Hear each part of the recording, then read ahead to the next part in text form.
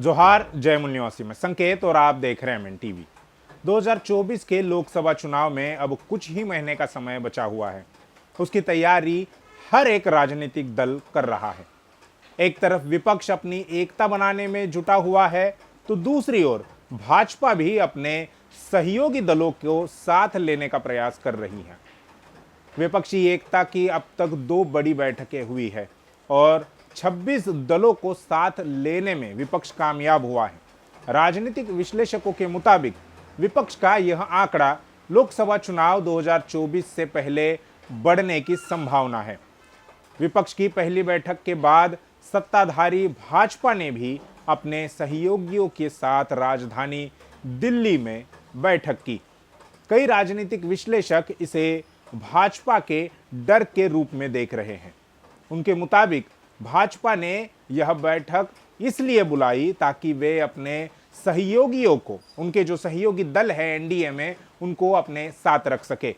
भाजपा को अभी भी ये डर है कि वह अकेले संगठित विपक्ष का सामना नहीं कर सकती, और दूसरा डर ये कि कहीं उनके सहयोगी विपक्षी खेमे में न जाए। 2014 से नरेंद्र मोदी के नेतृत्व वाली आरएसएस संचालित भाजपा सरकार ने 9.5 साल का सफर पूरा किया है। 2014 से 2019 तक और 2019 के लोकसभा चुनाव तक और अब 2024 के लोकसभा चुनाव से पहले तक केंद्र सरकार भाजपा सरकार या मोदी सरकार के नाम से ही जानी जाती है। लेकिन ठीक चुनाव से पहले उसे एनडीए यानी गठबंधन वाली सरकार के रूप में मीडिया द्वारा, ब्राह्मण बनिया मीडिया द्वारा प्रचारित किया जाता है। चुनाव से पहले तक भाजपा उनके सहयोगी दलों को पूछती तक नहीं, और जैसे ही चुनाव आने होते हैं वैसे ही वह उनके साथ वाले दलों को इकट्ठा करने व मीडिया में एनडीए का प्रचार शुरू कर देते हैं। इस बार भी ऐसे ही हो रहा है। भारत में गठबंधन बनाकर सरकार बनाने का चलन साल 1989 के चुनाव के बाद शुरू हुआ, जब किसी भी एक दल को पूर्ण बहुमत मिलना बंद हो गया। इसमें क्षेत्रीय दलों की बड़ी भूमिका थी। तभी से राष्ट्रीय राजनीति पर क्षेत्रीय दलों का प्रभाव बढ़ने लगा। बात करें भाजपा की, तो पंडित अटल बिहारी वाजपेयी के नेतृत्व वाली एनडीए की पहली केंद्र सरकार में 24 दल थे। यह गठबंधन मई 1998 में बनाया गया था। वही मई 2004 में कांग्रेस के नेतृत्व में यूपीए का गठन हुआ था। 1989 के बाद और एनडीए यूपीए के गठन से पहले भी केंद्र में गठबंधन वाली ही सरकारें बनती रही, लेकिन उन गठबंधनों को नाम नहीं थे और उन सरकारों में स्थिरता नहीं थी। पंडित अटल बिहारी वाजपेयी की पहली केंद्र सरकार तो केवल महज 13 दिन ही चली थी, लेकिन यूपीए एनडीए के गठन के बाद से केंद्र सरकारें अपना 5 साल का कार्यकाल पूरा करने लगी, यानी वे स्थिर सरकारें होने लगी। इससे क्षेत्रीय दलों का महत्व समझा जा सकता है। इसलिए छोटे बड़े सभी दलों को इकट्ठा करने की यह कवायद आज लोकसभा चुनाव 2024 से पहले भी हमें देखने को मिलती है। अब की बार विपक्ष का गठबंधन नए तरीके से बनाया गया है और इसलिए उसका नाम भी बदल दिया गया है, नया नाम रखा गया है। विपक्ष के गठबंधन का नाम यूपीए, यूनाइटेड प्रोग्रेसिव अलायंस से बदलकर Indian national development inclusive alliance कर दिया गया है। पहले कांग्रेस के नेतृत्व में गठबंधन बनाया जाता था और प्रधानमंत्री पद पर संभवतः कांग्रेस की ही दावेदारी होती थी। अब की बार कांग्रेस ने खुद को प्रधानमंत्री पद से दूर रखने का प्रयास किया है। उन्होंने ये घोषित किया है और संभवतः इंडिया यानी उनके विपक्षी गठबंधन का नेतृत्व भी वह किसी गैर कांग्रेसी दल को देने की चर्चा है। इस लिहाज से अब की बार बना हुआ विपक्ष का गठबंधन पहले के मुकाबले में अलग माना जा रहा है। विपक्ष ने अपनी दूसरी बैठक के साथ चुनावी युद्ध की घोषणा कर दी है। विपक्ष के मुताबिक 2024 की लड़ाई इंडिया विरुद्ध भाजपा होने जा रही है। विपक्ष की देखा-देख सत्ताधारी भाजपा ने भी 18 जुलाई को ही राजधानी दिल्ली में उनके गठबंधन यानी एनडीए की बैठक बुलाई, जिसमें मीडिया रिपोर्ट के अनुसार 38 दल के लोग आए हुए थे। विपक्ष यानी इंडिया के 26 दलों के मुकाबले में या एनडीए के पहले अटल बिहारी वाजपेयी के एनडीए के मुकाबले में अब के एनडीए का 38 दलों का आंकड़ा काफी बड़ा लगता है। पर क्या वह सभी 38 दल लोकसभा चुनाव पर अपना प्रभाव डालने के लिए सक्षम है भी या नहीं, यह अहम सवाल है। भाजपा के साथ आए उन सभी 37 दलों पर यदि नजर दौड़ाए, उनके कार्यकाल पर, उनके परफॉर्मेंस पर नजर दौड़ाए, तो यह पता चलता है कि एनडीए में भाजपा के अलावा कुछ ही दल है जिससे भाजपा को लोकसभा चुनाव 2024 में फायदा मिल सकता है। भाजपा के बाद एकनाथ शिंदे वाली शिवसेना एक बड़ा दल है। एक सर्वे रिपोर्ट के मुताबिक मूल शिवसेना में विभाजन करने की वजह से और जिस तरह से उद्धव ठाकरे को मुख्यमंत्री पद छोड़ना पड़ा, इस वजह से शिवसेना के समर्थकों के बीच उद्धव ठाकरे के प्रति सहानुभूति की एक लहर चल रही है। शिवसेना के कार्यकर्ता व मतदाता चुनाव की राह देख रहे हैं कि कब उन्हें एकनाथ शिंदे व उनके साथ गए हुए गद्दारों को सबक सिखाने का मौका मिलता है। इसी वजह से एकनाथ शिंदे का प्रभाव कम हो गया है, जिसका खामियाजा भाजपा को भी भुगतना पड़ सकता है। एकनाथ शिंदे वाली शिवसेना के बाद बिहार की लोक जनशक्ति पार्टी के 6 सांसद हैं। रामविलास पासवान के निधन के बाद पार्टी 2 धड़ों में बढ़ गई। एक भाई पशुपतिनाथ पासवान का गुट और दूसरा बेटे चिराग पासवान का गुट।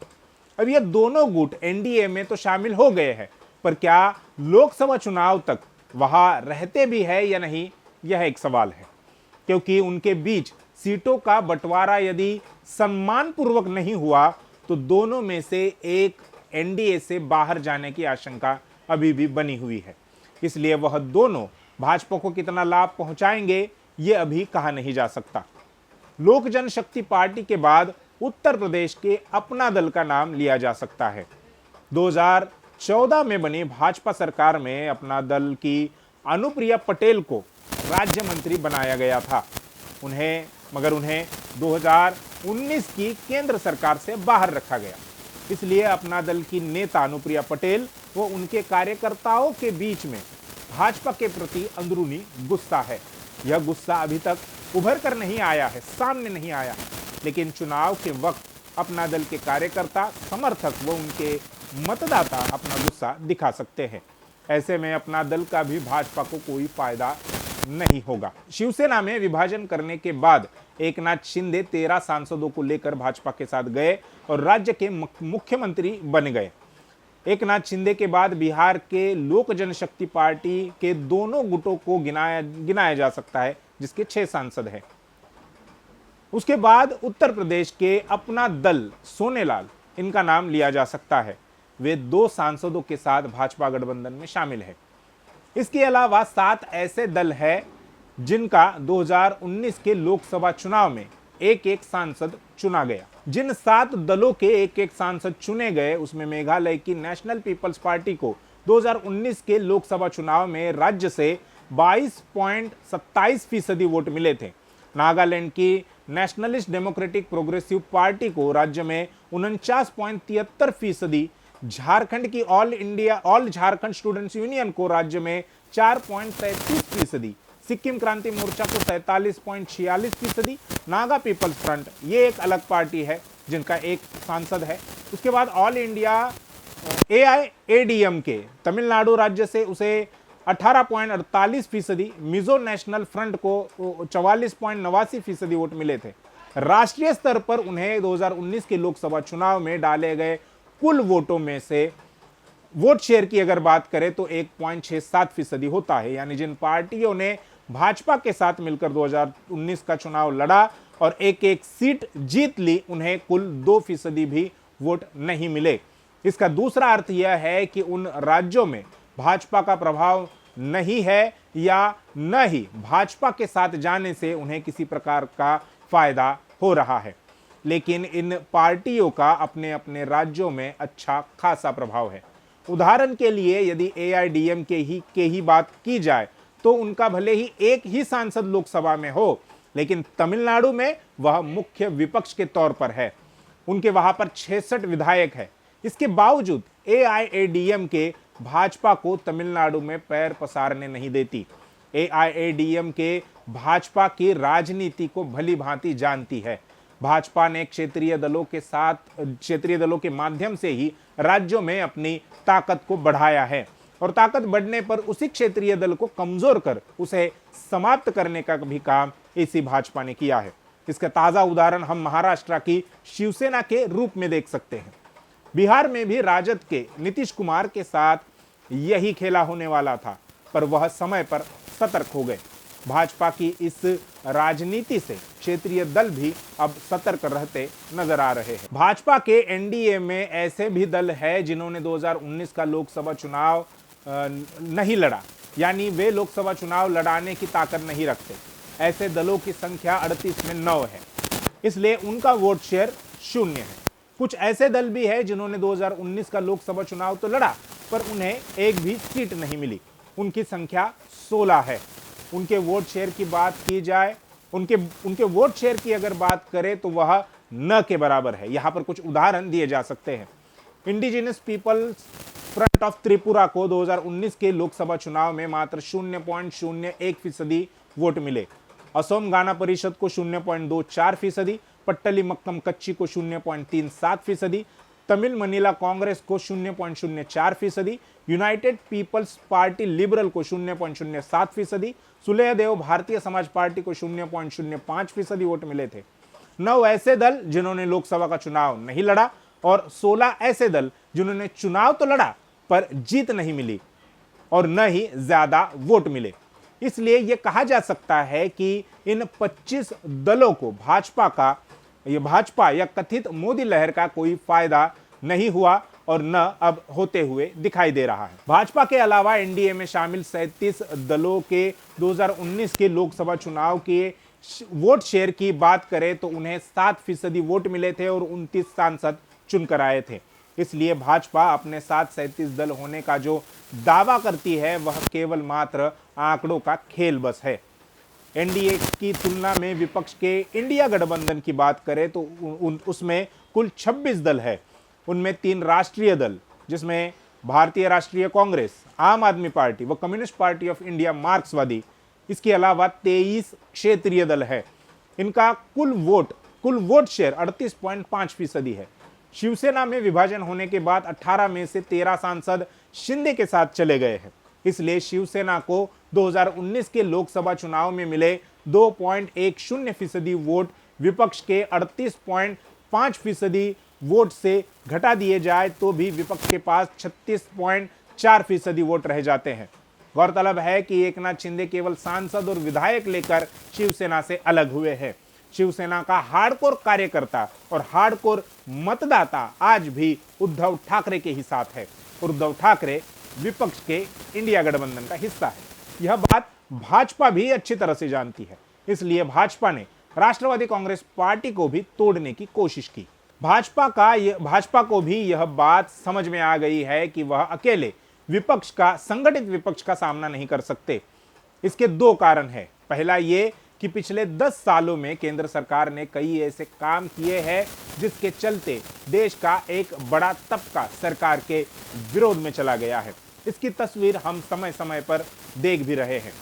केंद्र सरकार हर मोर्चे पर विफल होती दिखाई दे रही है।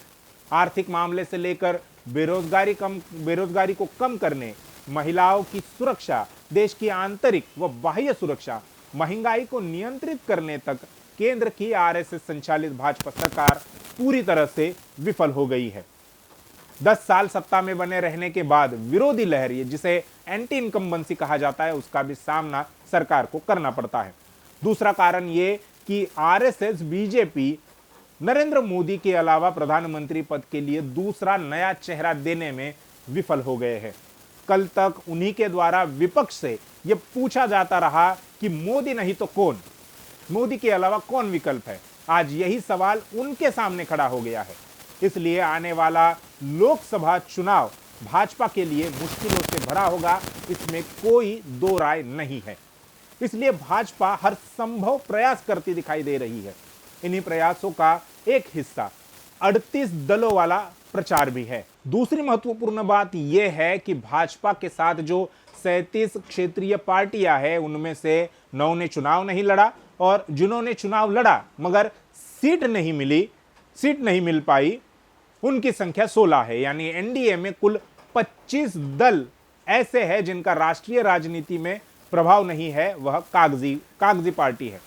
वही विपक्ष के इंडिया में शामिल 26 दलों में से 5 ने चुनाव नहीं लड़ा और अन्य 5 को 0 सीट मिली। इस लिहाज से इंडिया में एक राष्ट्रीय दल और 12 ही क्षेत्रीय दल यानी कुल 13 दल है जो लोकसभा चुनाव में प्रभाव डाल सकते हैं। तो विपक्ष के इंडिया में चुनाव को प्रभावित करने वाले क्षेत्रीय दलों की संख्या 13 है, 13 और 3 राष्ट्रीय दल यानी कुल 16 दल है।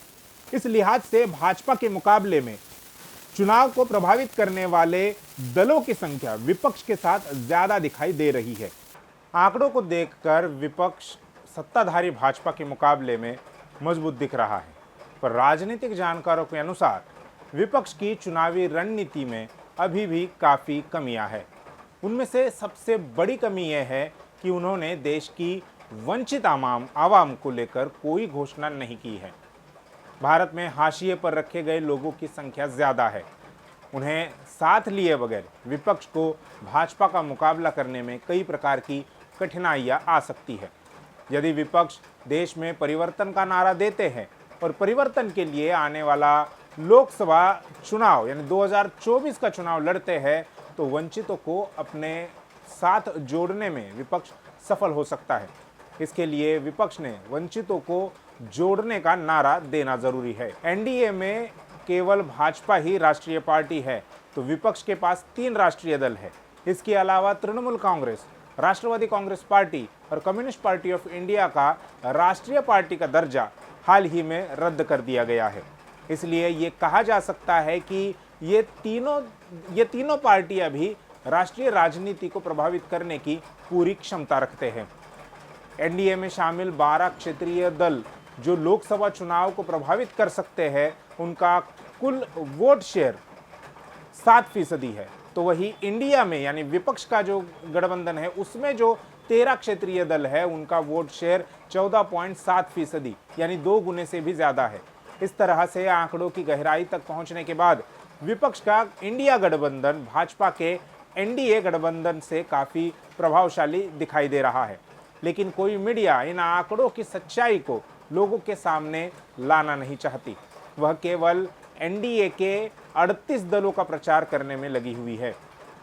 भाजपा इन आंकड़ों की हकीकत को अच्छी तरह से जानते हैं, इसलिए उन्होंने एनडीए के बाहर वाली पार्टियों में फूट डालने का काम शुरू कर दिया है। कुछ ऐसे दल भी है जो न तो एनडीए में शामिल थे और न ही यूपीए में। उनकी संख्या 12 है और टाइम्स ऑफ इंडिया की एक खबर के अनुसार उन्होंने पिछले लोकसभा चुनाव में 91 सीटों पर जीत हासिल की थी।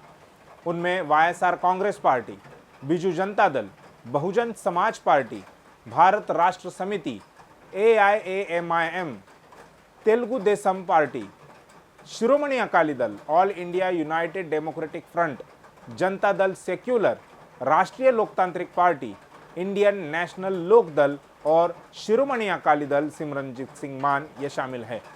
हालांकि उनका औपचारिक तौर पर कोई गठबंधन नहीं है, पर वह तीसरा मोर्चा बन सकते हैं।